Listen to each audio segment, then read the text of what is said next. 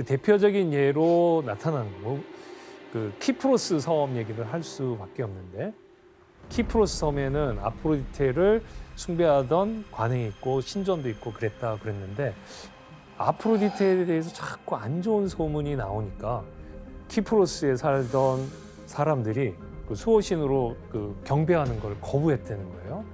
그러자 이제 니네들이 나의 욕망을 모욕하고 나를 섬기지 않아? 참을 수 없다. 그러면서 어떤 벌을 내렸다고 합니다. 이것과 관련해서 두 번째 퀴즈를 한번 내볼까요? 무슨 벌일지?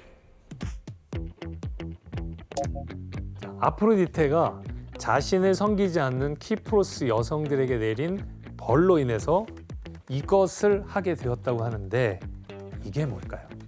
뭐야? 두 분은 아세요? 저는 알고 있습니다. 저는 몰라요. 그럼 같이 같이 문제를 맞춰보시죠. 여성들에게만 벌을 내린 거예요? 네, 특별히 여성들. 뭘 하는 거구나. 네. 정답. 네, 지금 씨. 짝사랑만 하는 거예요. 짝사랑. 사랑이 이루어지지 않게 네. 오답입니다. 정답. 네, 기현 씨.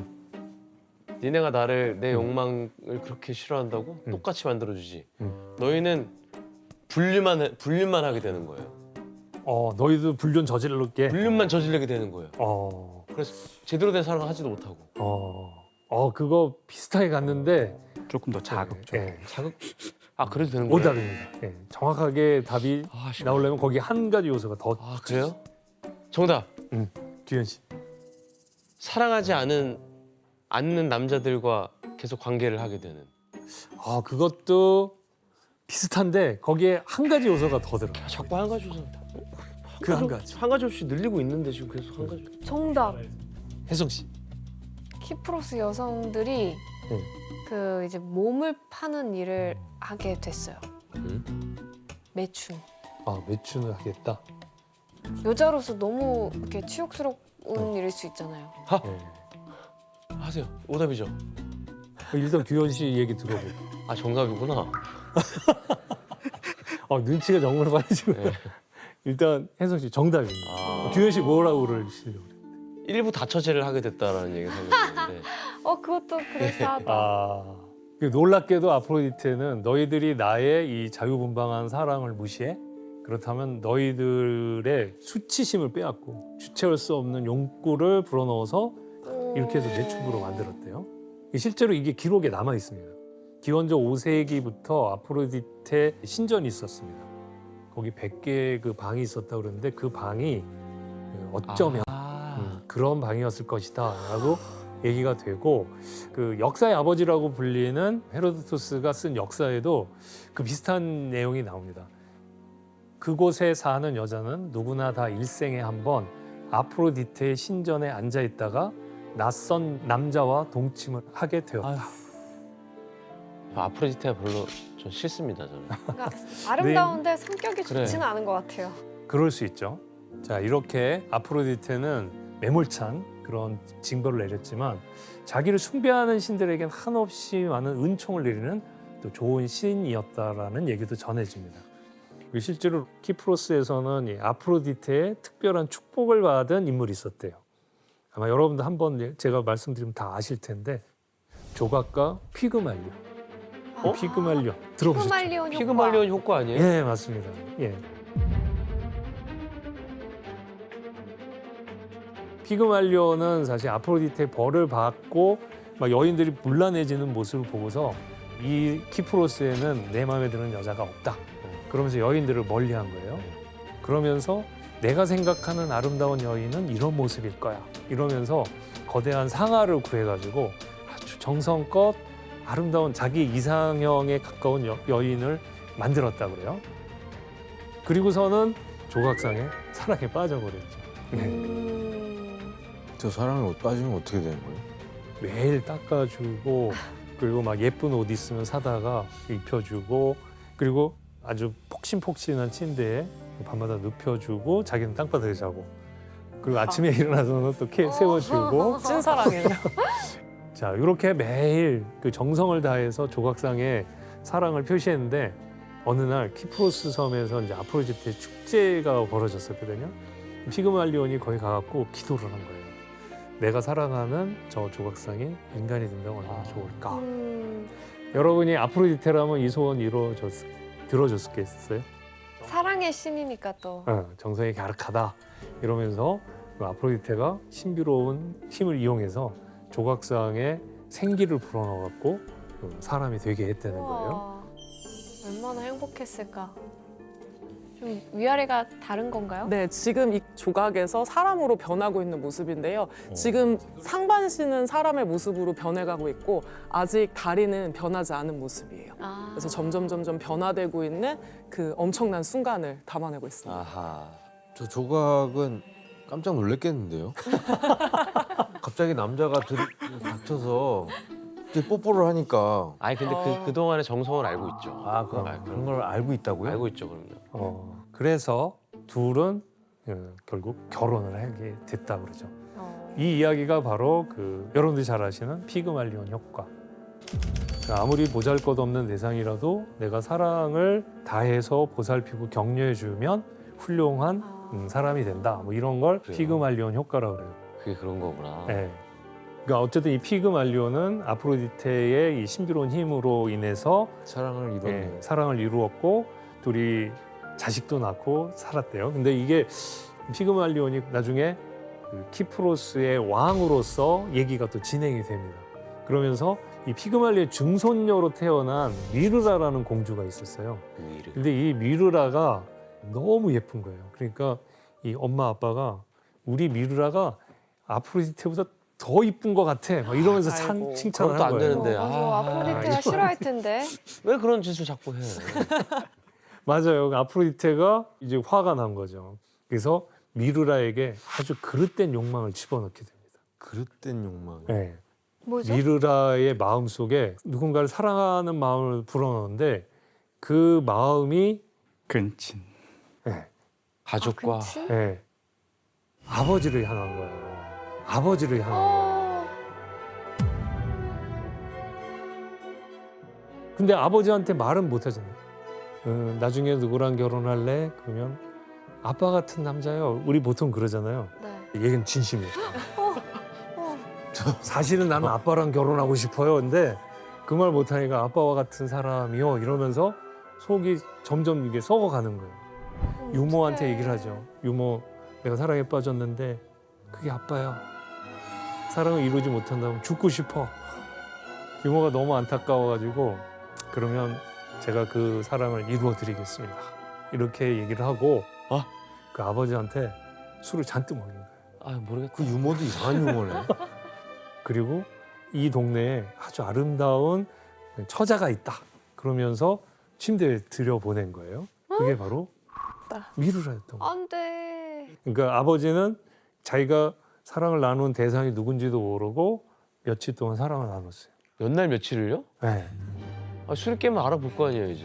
술 깨면 떠나고 또 술 먹여서 또 잠들게 한 다음에 또 왔어 그러면서 또 사랑을 그러니까 딸만 아는 거죠, 이 상황. 네, 딸하고 유모만 하는 거죠. 자, 그런데 얼마 지나지 않아 아버지가 이 사실을 알게 된 거예요. 그래서 충격에 빠지게 되는데 지금 발각된 상태고 좀 당기는 건가? 밀쳐내는 밀치는 거 거야? 아닐까요? 근데 다 잡고 있어서. 지금 미라가 알아챈 것을 보고 놀래서 도망치려고 하는데 못 가게 붙잡고 있는 것 같습니다. 너 일로 와봐 이놈아. 맞은 거. 그렇죠. 실제로 이 깜짝 놀란 아버지는 칼을 빼들고서 너희는 우리 집안의 명예를 더럽히네다. 그래서 미르라를 죽이려고 그러는 거예요. 그러니까 미르라가 있는 힘을 다해서 도망가죠.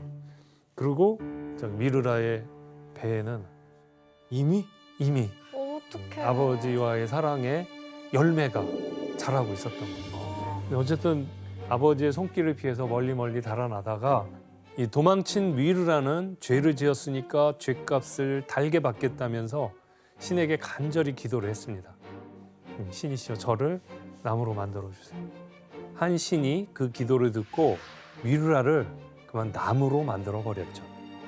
자, 이처럼 자유분방한 사랑도 그리고 인간에 대한 상벌도 내키는 대로 저지르는 이 아프로디테의 행보는 더욱 거침이 없어지게 됩니다. 그리고 이런 아프로디테에게 표적이 된 한 남자가 등장하게 되죠. 우아한 자태의 이 미남은 여신의 새로운 불륜 상대로 낙점이 되었던 겁니다. 그런데 이 불륜은 누구도 예상치 못한 엄청난 결과를 낳게 되죠. 아프로디테의 남성 편력으로 태어난 아이가 로마 제국의 영웅이자 신화로 떠오르면서 새로운 역사를 열게 되기 때문입니다. 로마? 네. 교수님, 그럼 아프로디테의 불륜이 어떤 역사를 만들게 되는지 계속 궁금해지는데 아프로디테가 이번에 사랑에 빠진 남자는 어떤 인물인가요? 예. 어떤 인물인지 한번 그 그림으로 확인해 볼까요? 네. 자, 수줍어하는 모습이 아프로디테고 오른쪽이 굉장한 미녀으로 알려진 인물인데 트로이아의 왕족입니다. 이름은 안키세스. 어느 날 산에서 그 왕족의 가축을 보살피고 있었어요. 근데 이 안키세스를 우연히 아프로디테가 지나치면서 보다가 사랑에 빠진 거예요. 그러니까 아프로디테가 설레는 마음으로 바로 다가서는 게 아니라 자신의 아지트라고 할 수 있는 키프로스 섬에 가서 목욕을 하고 좋은 향이 나는 그 기름 바르고 그리고 황금 장신구 그리고 귀걸이, 목걸이 치장하고 안키세스에게 다가갑니다. 자기의 신분을 숨기고 나는 저 아래에 사는 누구다 그러면서 둘이 사랑을 나누게 됩니다. 아침에 일어나자 안키세스는 깜짝 놀라게 되죠. 그냥 평범한 여염집 처녀인 줄 알았는데 알고 보니 아프로디테입니다. 아프로디테가 자신의 모습을 딱 드러내면서 그 안키세스에게 이렇게 얘기합니다. 그게 엄청난 예언의 내용을 담고 있는데 혜성 씨 목소리를 한번 들어볼까요? 안키세스 잘 들어요. 내가 곧 당신의 아들을 낳을 거예요. 이 아이는 장차 트로이아를 지배하고 그의 후손들은 거대한 나라를 세우고 영원히 지속될 거예요. 실제로 얼마 지나지 않아서 아프로디테는 안키세스의 아이를 갖게 되고 그 아이가 바로 아에네아스가 됩니다. 아에네아스는 미의 여신 아프로디테와 안키세스 사이에서 태어난 반인 반신의 영웅 종족이었습니다. 그리고 또 이 아이는 훗날 역경을 딛고서 로마 건설의 초석을 마련하게 됩니다. 자, 이렇게 해서 트로이아에서 아버지 안키세스와 함께 살게 된 아에네아스. 건장한 청년이 됐는데 아에네아스의 운명을 확 바꿔놓을 전쟁이 일어나게 돼요. 지금으로부터 약 3천여 년 전에 발발했던 트로이 전쟁? 예, 맞습니다. 트로이아 전쟁. 거기에 참전을 하는 거예요? 네. 아이네아스가? 예, 예.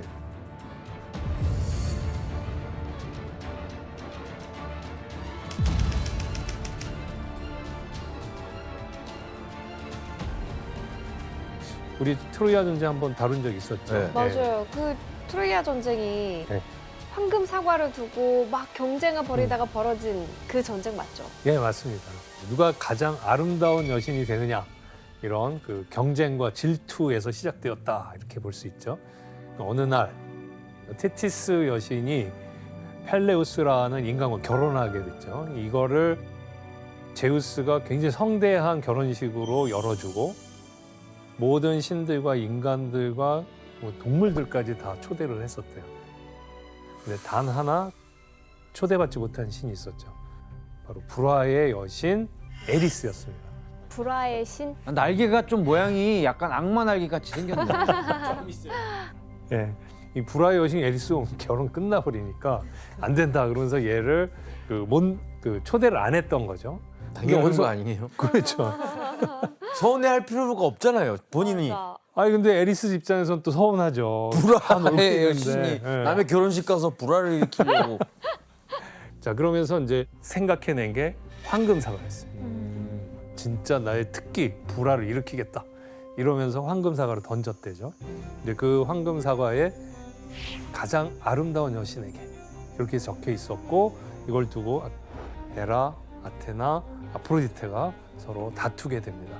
황금 사과의 주인이 누구냐 하고 저 세 여신이 세상에서 가장 잘생긴 트로이아의 왕자 파리스에게 이걸 맡기게 되죠. 그래서 지금 파리스가 딱 보니까 누구에게 줘야 될까 이게 결정이 될까요? 쉽지 아무튼 않죠. 딱 아주 그냥 3대가 멸족당할 위기에 처해 있는데 그렇죠. 사실 아프로디테가 가장 아름답다고는 하지만 공정하게 판단을 내려보니까 이걸 누구에게도 줄 수 없을 만큼 각자에겐 독특한 아름다움이 있었던 거예요. 그래서 고민하고 있으니까 새 여신이 이제 매수하기 시작합니다. 아, 유혹을? 네. 그래서 헤라는 이건 자기가 최고의 신이니까 내가 너에게 세상을 지배할 수 있는 권력을 주마 이랬고 아테나는 야 나한테 주면 어떤 싸움에도 이길 수 있는 힘과 지혜를 줄게. 잠깐만, 이렇게 했는데 아프로디테가 나를 줄게. 선물은 나야. 그럴 수 있겠네요. 근데 그거에 거의 맞아요. 그러니까 그래서 가장 아름다운 여성을 아내로 맡게 해주겠다. 그렇죠. 나만큼. 나만큼. 이런 얘기를 했을 거예요. 그래서 결국 파리스가 선택한 건 헤라도 아테나도 아니고 아프로디테였어요. 에휴, 아프로디테였어요. 에휴, 진짜.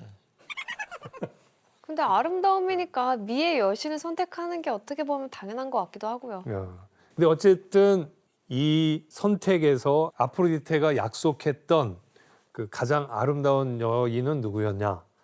바로 바다 건너에 있던 스파르타의 왕비 헬레네였습니다. 아, 그 헬레네를 아내로 맞이하게 되니 무슨 문제가 생기죠? 스파르타에 이미 남편이 그렇죠. 있는 거잖아요. 네, 스파르타의 왕이 자기 아내를 빼앗기는 거예요. 가만히 있을 수 없죠.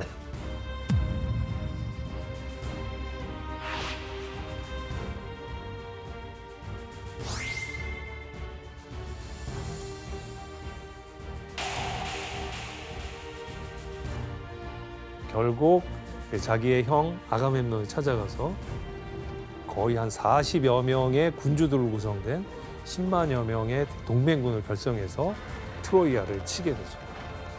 이렇게 해서 그리스 연합군의 침공 그리고 거기에 맞서는 트로이아와 그 연합군들의 전쟁 이게 바로 트로이아 전쟁이죠. 결국 새 여신의 자존심 대결이 인간의 어마어마한 전쟁으로 커지게 된 겁니다.